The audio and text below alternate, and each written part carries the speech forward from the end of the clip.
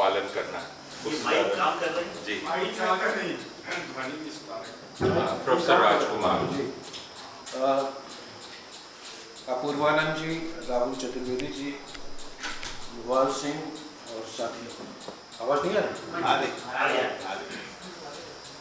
मैं अपनी बात को 3 बिंदुओं पर केंद्रित करने का प्रयास करूंगा। एक तो आधुनिकता, दूसरा अनुवाद और तीसरी चीज हिंदी और हिंदी में इनकी कैसे।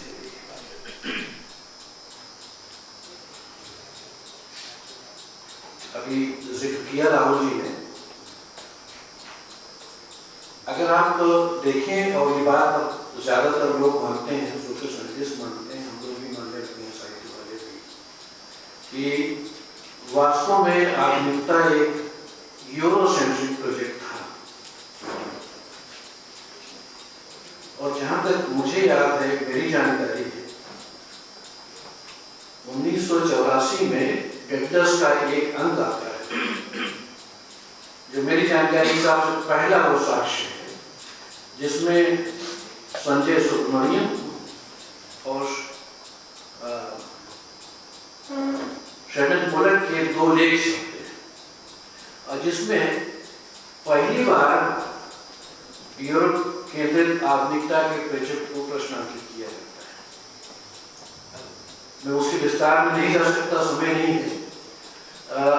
संजय सुब्रमण्यम की उस लेख का एक वाक्य जो मेरे दिमाग में बैठ गया है, उसको आपके सामने रखता हूँ। वहां से मुझे लगता है कि बातों को समझने में सुविधा होगी। संजय सुब्रमण्यम उस लेख में कहते हैं कि आधुनिकता कोई वायरस नहीं है जो यूरोप में पैदा हुआ और कोरोना की तरह ये मैं अपनी तरफ से जोड़ रहा हूं, पूरी दुनिया में फैल। हर सभ्यता अपने ढंग से आधुनिकता का कोई रूप विकसित करती है। एक तरह से यूरो केंद्रित जो आधुनिकता है, उसको प्रश्नांकित करने का, उसको चुनौती देने का सिलसिला वो शुरू, और उसके बाद बहुत सारी चीजें हैं, उस विस्तार में जाने की जरूरत नहीं है। एक पुस्तक का मैं जरूर उल्लेख करना चाहूँगा, क्योंकि उससे मुझे अपनी बात को कहने में थोड़ी सी सुविधा होगी, और वो है संभवतः 2004 में आई थी दीपेश चक्रवर्ती की किताब प्रोविंशियलाइजिंग यूरोप, जिसमें बहुत व्यवस्थित ढंग से यूरो केंद्रित ज्ञान को यूनिवर्सलाइज करके सार्वभौमिक ज्ञान के रूप में, समूची दुनिया के लिए ग्राह्य स्वीकार ज्ञान के रूप में जो प्रचार किया गया था, उसको उन्होंने चुनौती दी और कहा कि, जैसे कि आप शीर्षक से अंदाज लगा सकते हैं, कि यूरोप का ज्ञान अंततः यूरोप का ज्ञान है, उसको उसी प्रोविंस तक सीमित करना चाहिए, उसको यूनिवर्सलाइज करने का जो पूरा तरीका रहा है, वो समस्या, उसकी समस्याएं हैं, उसको उस तरह से स्वीकार नहीं किया। तो अगर आप आधुनिकता की इस चुनौती के साथ जो नई 2 शब्दावली सामने आई, आप जानते हैं, परिचित हैं, एक तो डीन आइडल की, एक तो अर्ली मॉडर्निटी की कंसेप्ट है, जिसको हम लोग आजकल हिंदी में आरंभिक आधुनिकता कहते हैं, और जिसमें ये माना गया कि लगभग मुगल काल से हमारे यहाँ आरंभिक आधुनिकता का दौर शुरू हो जाता है। इस तरह की बात हिंदी में रामविलास शर्मा पहले भी लिख चुके थे, लेकिन जब यूरोप से ज्ञान के प्रतिष्ठित केंद्रों से इस तरह की बात आई, तो उसकी स्वीकार्यता स्वाभाविक है कि बढ़ती। और दूसरा जो शब्दावली है, वो वैकल्पिक आधुनिकता की, ऑल्टरनेटिव मॉडर्निटी, और उसी से जुड़ी हुई तीसरी चीज जिसको आप देशज आधुनिकता कहते हैं, इंडिजिनस। तो इन चीजों के आलोक में अगर हम हिंदी की ज्ञान संपदा के बारे में विचार करें, तो कुछ दिलचस्प नतीजे हम निकाल सकते हैं। और जैसा कि मैंने कहा कि मैं अनुवाद को केंद्र में रखकर की इस चर्चा को बिखरने से बचाना चाहता हूँ। शायद उस विस्तार में जाने की जरूरत न पड़े और उससे सुविधा होगी बातों को ज्यादा संक्षेप में कहेंगे। आप जानते हैं कि जिसको हम सामान्य रूप से पहले मध्यकाल कहते थे, अब आरंभिक आधुनिक काल कहने लगे हैं। जब भारतीय भाषाओं का लेखन की भाषा के रूप में अभिलय हुआ की स्वीकृति हुई, तो हमारे यहाँ पहले अगर हिंदी क्षेत्र की आप बात करें तो हिंदी की उस दौर की जो नाम है जिनमें साहित्य लिखा गया वो 3 भाषाएं हैं, मैथिली, अवधी और ब्रज। ये बात जरूर है कि 18वीं शताब्दी तक आते आते इस पूरे क्षेत्र में ब्रज भाषा फैल गई और साहित्य की भाषा के रूप में उसको स्वीकार किया गया। ब्रज भाषा की ये स्वीकार्यता समूचे हिंदी क्षेत्र में, हिंदी क्षेत्र के बाहर गुजरात से लेके कई बार बंगाल और आसाम तक। किशोरीदास वाजपेयी लिखते हैं इस बारे में कि एक तरह से ब्रज भाषा में संस्कृत की विरासत को संभाला गया, और इसीलिए आप देखिए उस पर उतना ज्यादा काम नहीं हुआ है, लेकिन क्योंकि हम लोग अनुवाद और ज्ञान को कहीं न कहीं एक दूसरे से जोड़ करके इस चर्चा को आगे बढ़ा रहे हैं, तो उस दौर में ब्रज भाषा में संस्कृत के बहुत सारे ग्रंथों को लाया। अब प्रश्न ये है, और जिसका संबंध अनुवाद से होता है, ये संस्कृत के ग्रंथों को ब्रज भाषा में लाने का मैं लाना शब्द इस्तेमाल कर रहा हूँ, अनुवाद नहीं कर रहा हूँ, उसको बाद में चर्चा करूँ। वो किस तरह से क्या उन्होंने कथित रूप से अनुवाद किया उस अर्थ में जिस अर्थ में अनुवाद का हम लोग प्रयोग करते हैं, तो आप पाएंगे कि ऐसा नहीं हुआ। और इसीलिए अलग अलग क्षेत्रों में के रामानुजन ने विस्तार से लिखा है, उसके बारे में अलग से बताने की जरूरत नहीं है कि महाभारत और रामायण के इतने रूप होते हैं, एक रूप नहीं। तो अगर आप इस दौर में संस्कृत के ग्रंथों को ब्रज भाषा में लाने के इतिहास को देखें तो उससे ये बात समझ में आती है कि हमारे यहाँ जिसको आप पश्चिमी ढंग का अनुवाद कहते हैं, उस ढंग के अनुवाद का चलन 19वीं सदी से पहले नहीं था। अगर कोई शब्द आप इस्तेमाल करना चाहें तो जिसको रिक्रिएशन कहते हैं, उसके आसपास की कोई चीज आप कह सकते हैं कि वो थी कि उन्होंने लिया और अपने ढंग से उसको बदला। तो जिसको, और आप जानते हैं कि अनुवाद का मतलब पश्चिम से जिस तरह का अनुवाद आया और जो हमारे यहाँ जिसको स्वीकृति मिली 19वीं सदी में, जिसे वो आइकॉनिक ट्रांसलेशन है जिसमें अनुवादक अपनी तरफ से किसी तरह की कोई छूट नहीं ले सकता है, उसको मूल के प्रति यथासंभव फेथफुल होना पड़ता है। लेकिन आप 19वीं सदी से पहले खास तौर से हिंदी के जो पुराने रूप जिसमें हिंदी साहित्य लिखा जाता रहा या साहित्य ने दूसरी चीजें में लिखी जाती है, वो देखें तो कभी भी आपको उस तरह से आइकॉनिक ट्रांसलेशन के साक्ष्य नहीं। और इसीलिए लेखक और अनुवादक की जो हायरार्की है, पदानुक्रम है, वो भी नहीं मिलेगा, क्योंकि यहाँ पर छूट है इस चीज की। और राजशेखर ने, अर्थशास्त्र के बड़े आचार्य हुए, उन्होंने कहा कि भारतीय परंपरा में स्वीकरण का भाव रहा। इसको मुकुंद लाट ने लिखा है कि आप किसी रचना को स्वीकार करते हैं और फिर स्वीकार करने के बाद उसमें अपने हिसाब से आप उसमें परिवर्तन कर सकते हैं। इसीलिए एक ही संस्कृत के ग्रंथ को अलग अलग लोगों ने अलग अलग भाषाओं में अपने अपने ढंग से रचा है, और वो सब लेखक या रचनाकार तुलसीदास वाल्मीकि के रामायण के अनुवादक नहीं। ये जो चीज है ये एक तरह से 18वीं शताब्दी तक हमारे यहाँ चलती है। 18वीं शताब्दी के आसपास या उससे थोड़ा सा पहले एक साक्ष्य मिलता है जिसका संबंध आगरे से है, और जॉन पोर्ट का एक निबंध है जिसमें उन्होंने बनारसी दास जैन को ने जिस तरह से कुछ ग्रंथों का अनुवाद किया, उसको कहा कि ये काफी कुछ जो आइकॉनिक ट्रांसलेशन है उसके आसपास का है। एक साक्ष्य है सिर्फ, आप कह सकते हैं कि ये देशज आधुनिकता का एक साक्ष्य, क्योंकि अभी अंग्रेजी नहीं है। 16वीं शताब्दी में अगर आप देखें, और बहुत दिलचस्प है अनुवाद की दृष्टि से, अकबर का समय आप जानते हैं कि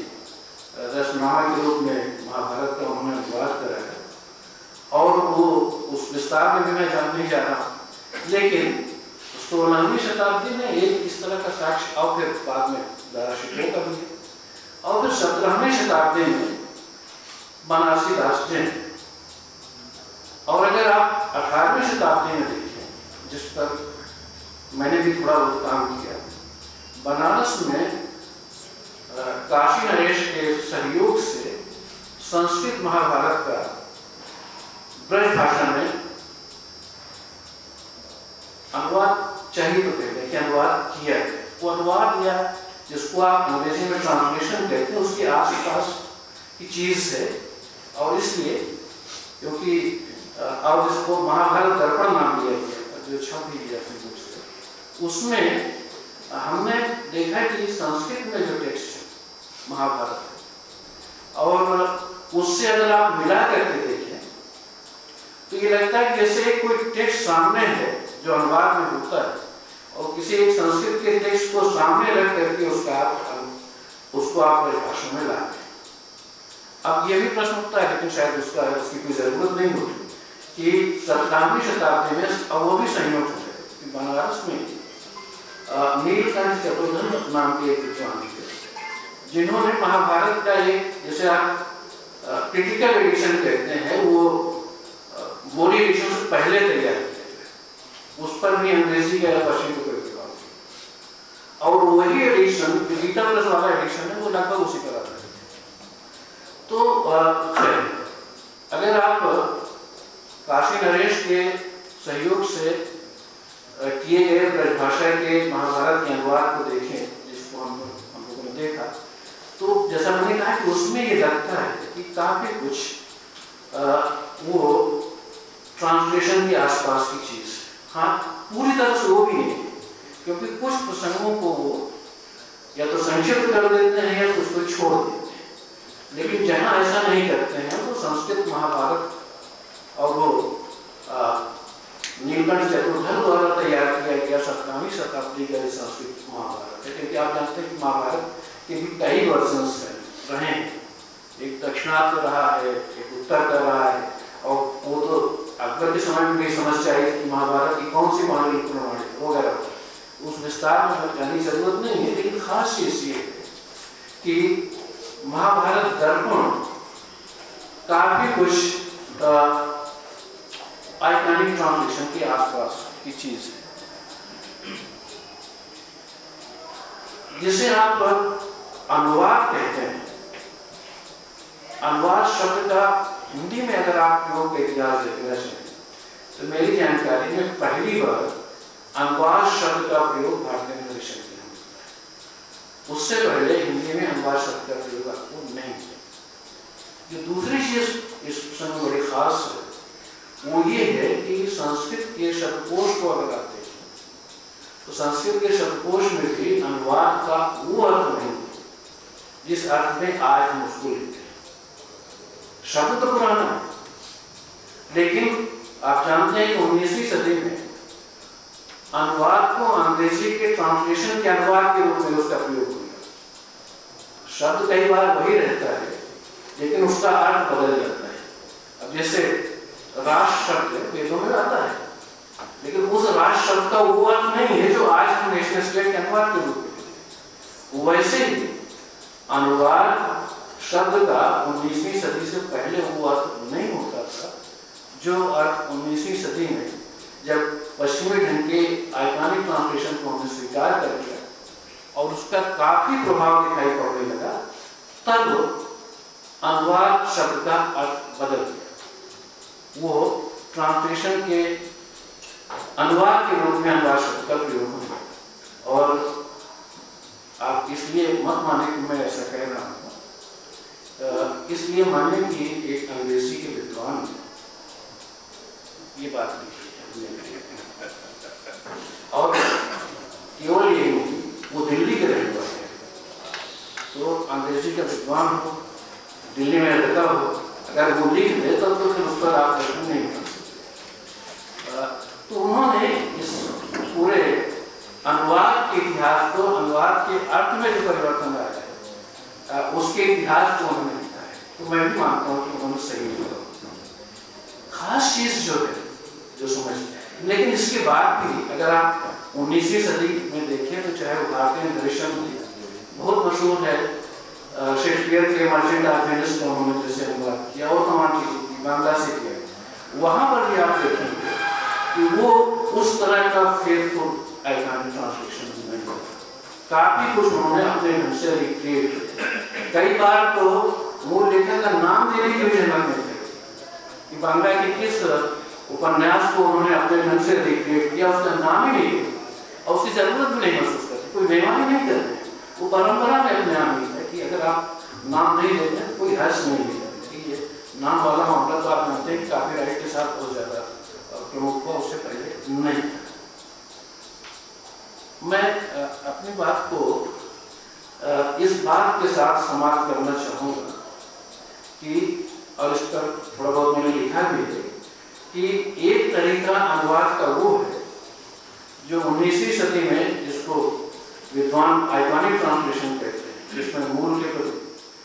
लगभग आपको फेथफुल करना है, वो शुरू हुआ जो अभी भी चल रहा है। और दूसरा तरीका वो था जो 19वीं सदी से पहले तक हमारे यहाँ था, क्योंकि और इस पर गंभीरता से हमें विचार करना चाहिए कि अगर उस तरह का आइकॉनिक ट्रांसलेशन हमारे यहाँ नहीं था तो एक भाषा से दूसरी भाषा में ज्ञान कैसे जाता था। और इसके बहुत कम साक्ष्य मुझे याद आ रहा है कि अमर सेन की किताब है आर्गुमेंटेटिव इंडियन, उसमें पूरा का पूरा चैप्टर इस चीज पे, और उन्होंने इस बात का जिक्र किया है कि अगर आप ये देखें कि चाहे वो पर्शियन स्कॉलर्स हो चाहे ग्रीक स्कॉलर्स हो, उन्होंने भारत के तमाम ग्रंथों का अनुवाद किया अगर उसका आप अनुवाद करना चाहें। लेकिन हमारे यहाँ के लोगों ने दूसरे देशों या सभ्यताओं के किन ग्रंथों का अनुवाद किया है इसकी सूची बहुत छोटी है, नगर। अब प्रश्न ये है कि अगर उन्होंने उस तरह से अनुवाद नहीं किया तो क्या आप ये कह सकते हैं कि बाहर की दुनिया में क्या हो रहा है उसकी कोई जानकारी नहीं? एक निष्कर्ष निकाला जा सकता। दूसरा ये हो सकता है कि वो दूसरे तरीके से जिसके द्वारा वो बिना अनुवाद किए दूसरी भाषाओं के ज्ञान को आप अपने ढंग से आत्मसात कर लेते थे, क्योंकि इसके साक्ष्य हैं कि, और कम से कम मुगल पीरियड में तो बहुत स्पष्ट साक्ष्य है कि यूरोप में जो कुछ हो रहा था वो यहाँ के लोगों को मालूम था, ये नहीं था कि उससे वो अनभिज्ञ थी। तो कुछ न कुछ तरीका और रहा होगा जिसको अगर आप आइकॉनिक ट्रांसलेशंस के शब्दावली में देखने की कोशिश करेंगे तो वो नहीं। इसलिए एक ही तरीका नहीं है, और यूरोप के द्वारा जो मान जो स्वीकार्य तरीका है वही एक मात्र तरीका नहीं ज्ञान की आदत, और भी तरीके नहीं हैं। और इसीलिए कई बार हमें अपने पीछे को रिविजिट करना चाहिए, देखना चाहिए कि वो तरीके भी क्या कुछ सार्थक हैं, और अगर हैं तो उनसे सीखना चाहिए। अंत में वो सभी लोग जानते हैं बर्नार्ड कॉन का एक बड़ा मशहूर लेख है command of language and language of command. उसमें उन्होंने एक बात लिखी है जो मुझे बड़ी अच्छी लगती है कि यूरोप में केवल भारत के भौगोलिक क्षेत्र पर विजय नहीं करते, उन्होंने यहाँ की समूची ज्ञान परंपरा पर विजय करा। तो वो जो ज्ञान परंपरा आपत्ति उसमें हो सकता है कुछ अच्छा, जैसे मुझे लगता है कि अनुवाद का वो तरीका इतना त्याज नहीं है, उससे हम सीख सकते हैं। नितिन पटेल जी कल बात कर रहे थे कि ऐसा अनुवाद हम करते हैं कि जो अपठ्य, तो क्या उस अनुवाद के संदर्भ में अगर आप ज्ञान और अनुवाद को जोड़ करके देखें तो ये जो रूप तरीका रहा है क्या कि हम अपने ढंग से उसको ग्राह्य बनाते हैं, उसको कुछ जोड़ते भी हैं, वो कम्युनिकेट होता है, लोगों के समझ में आता है। वो एक तरीका हो सकता है, उस पर भी विचार किया जाना चाहिए। दो चीज मैं उससे छूट गई, मैं उसका जिक्र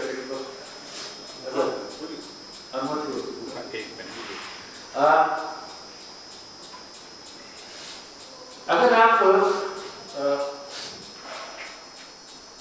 मध्यकाल के इतिहास को आप देखें और जिसको हम लोग पहले मध्यकाल कहते थे, तो उसमें और इसको मैंने भी देखा है और मेरा ध्यान इसलिए गया कि शेल्डन फुलर ने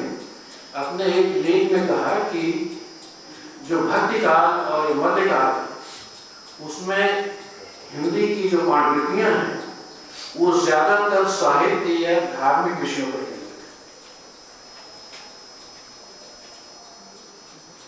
है। अगर ये सच है, ये कम से कम जो पांडुलिपियां उपलब्ध हैं, विशेष रूप से नागरिक विचारणी सभा